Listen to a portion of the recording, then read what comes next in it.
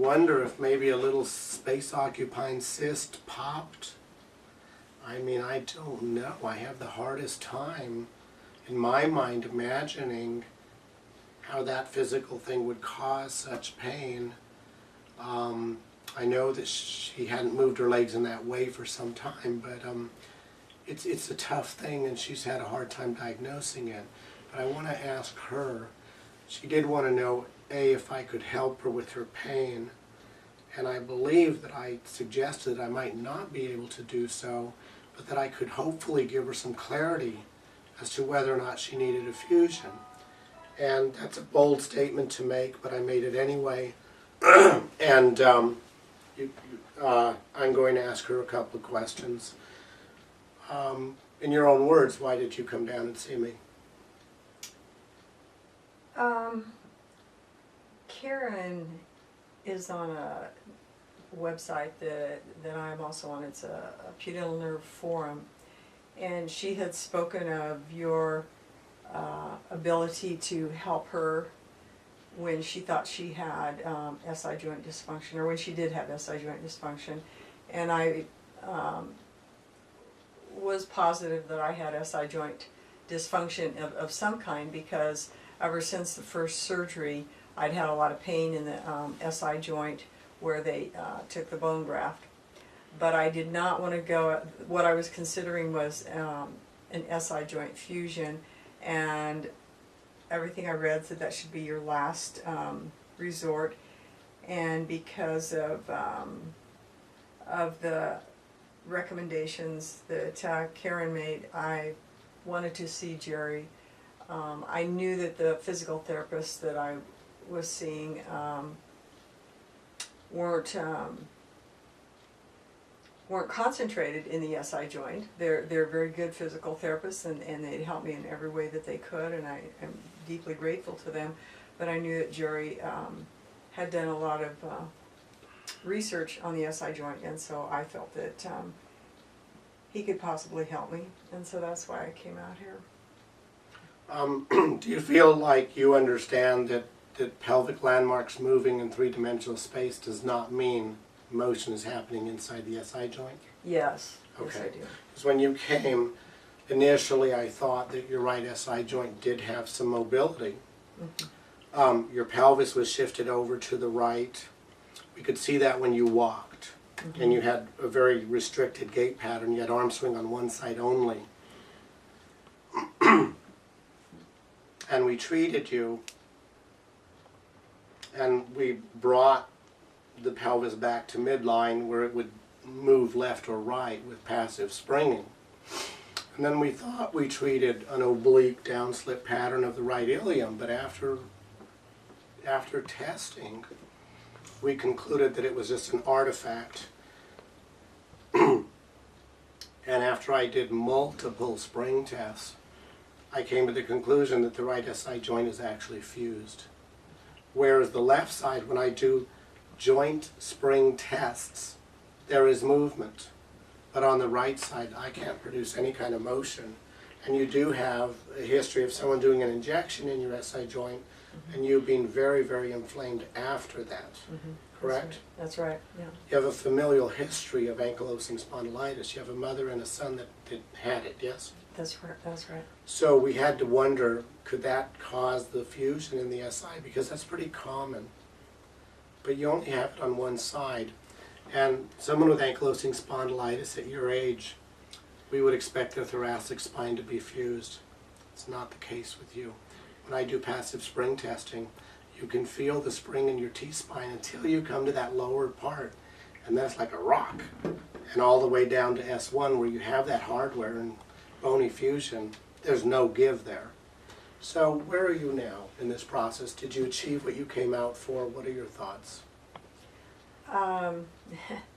I feel that I achieved a great deal. For one thing, being told that I had a fused SI joint was like having a bucket of cold water thrown in my face. It was shocking. I was certain that that I was going to leave here, and quite frankly, I didn't think you would be able to help me, very frankly. I almost didn't come. And You almost didn't come several times. several times, that's correct. And I finally did. And I'm very grateful that I did, because my next step was to go to Georgia and to have that SI joint fused, which is totally unnecessary. I feel that I accomplished, or that Jerry accomplished, more than what I had hoped, because when he did the treatments where he was, especially where he was pushing my lower leg toward the medial aspect, you know, he bent it up and just let it rest toward the medial aspect of my body, and then I felt that give. That was a wonderful sensation, and I didn't realize it was even giving. I thought it was just relaxing, which I guess it was. And then it did it again, and that was that was a very gratifying sensation. And yesterday I had a very pain-free day, and I was a very happy camper. Basically what I was doing was very gently, very passively allowing your right hip to move into progressive external rotation. That's what I was doing technically. I see. So we were targeting soft tissues within the pelvis, within the right buttock, and some which were being shortened, and the muscles in the front that would internally rotate that hip were being lengthened. Okay. Then we did a little bit of fascia release in the buttock in an oblique direction. That seemed helpful also, right? Right. Yeah. That was. Okay, now, before I get accused of practicing medicine and telling patients their SI joints are fused, can you get me out of this dangerous spot I'm sitting in and tell us how we're going to objectively validate it or negate that statement? Well, I have a CAT scan and an MRI that I am sending to Jerry. Plus I am considering having hardware removed, and at that time I will ask the surgeon to verify, you know, whether that SI joint is fused or not. He may even suggest at that time that I have some kind of radiographic imaging done. But I am assuming that you may be able to tell when I get the film sent to you. And I could also ask the surgeon to look at those areas of the film, because he was not, when he got the, for one thing, when he got the CAT scan done, he wasn't interested in looking at the SI joint. Right. He wanted to know if the fusion was done, was solid, fused solid, because at the time I was seeing him for the purpose of having the hardware removed and possibly having the SI joint fused. Right. I mean, it's happened to me. I can go grab a very recent x-ray that I had done.